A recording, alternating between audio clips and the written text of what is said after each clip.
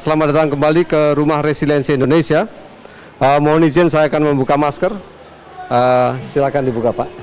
Terima kasih. Dan kami sangat berbahagia mendapat tamu sore ini, rekan kita Pak Will Marsden dari Yayasan Laut Lestari.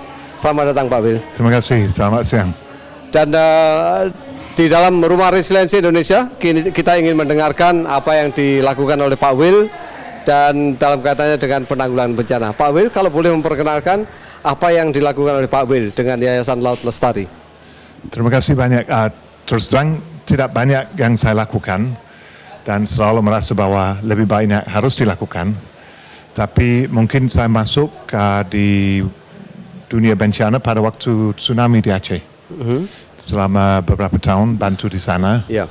Ikut PMI dan bantu di Yogyakarta, di Padang, lalu beberapa bencana berikutnya. Tapi rohnya adalah di pulau-pulau kecil di Indonesia. Pulau-pulau kecil, ya. Dan waktu di Aceh kita membantu membangun kembali Pulau Aceh dan kampung-kampung yang di sana. Lihat resiliensi masyarakat di situ luar biasa.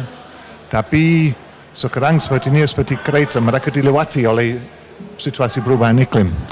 Jadi harapannya ada gerakan yang bisa lebih menjamin berkelanjutan hidup mereka di pulau gugus. Tapi Pak Will, kenapa menurut Pak Will teman-teman yang hidup di pulau kecil itu lebih rentan dari yang lainnya? Belum tentu rentan. Resiliensi mereka tinggi. Jadi mungkin apa keistimewaan dari kehidupan teman-teman di pulau kecil ini? Tertantang dengan banyak faktor. Faktor ongkos transportasi. Karena mereka terpencil, ya? Harus menjangkau jarak jauh dengan ongkos yang tinggi, berarti kalau mereka jual hasil bumi, belum tentu dapat harga yang tinggi. Jadi pendapatan mereka bisa sedikit. Lalu keluaran banyak, karena orang yang membawa barang ke pulau, itu juga harus dapat harganya harga lebih tinggi pasti, ya. Walaupun sesuatu baru yang saya lihat di Indonesia, baru pulang dari Pulau Talaut, adalah yang Sabuk Nusantara, yang memberi jasa kepada pulau-pulau kecil. Itu ide yang cemerlang sekali. Jadi teman-teman di pulau-pulau kecil ini mempunyai kondisi kehidupan yang unik. Betul.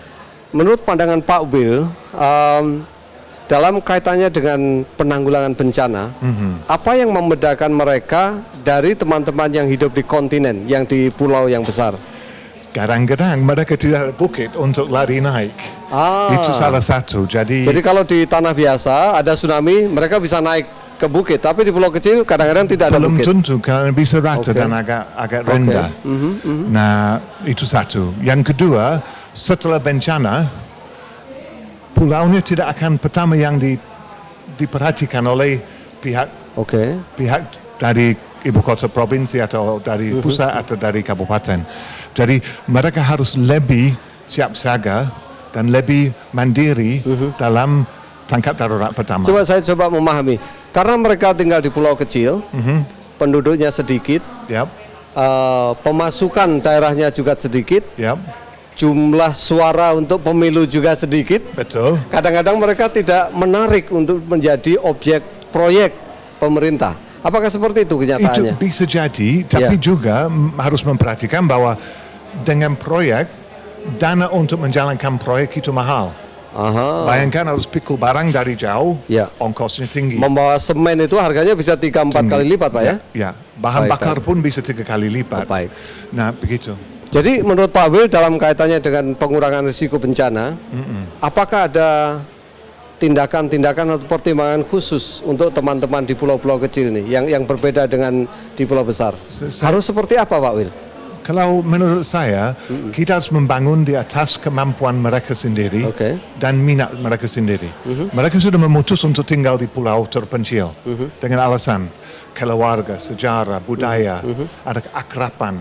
Tapi itu menjadi satu kekuatan sendiri bahwa kalau mereka bekerja bersama, gerak bersama, mereka bisa saling menyelamati.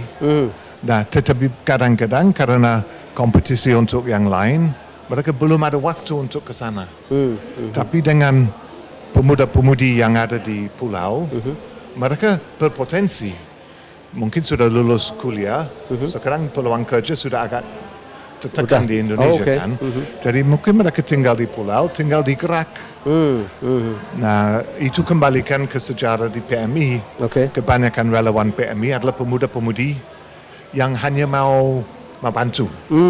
Nah, kalau kita membina, melatih, dan mendukung semangat itu, luar biasa. Potensinya luar biasa. Ya, betul. Right, now I'm going to switch to English now with our colleague Will.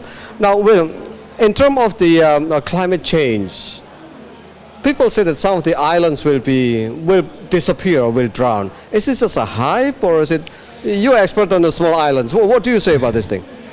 Agak takut terus terang. Okay. Kita dengar ada pulau-pulau yang sedang cari tanah di negara darat untuk menjadi negara baru. Itu benar. Ada yang seperti itu. Ada. Nah, tetapi di Indonesia apakah ada pulau yang seperti itu?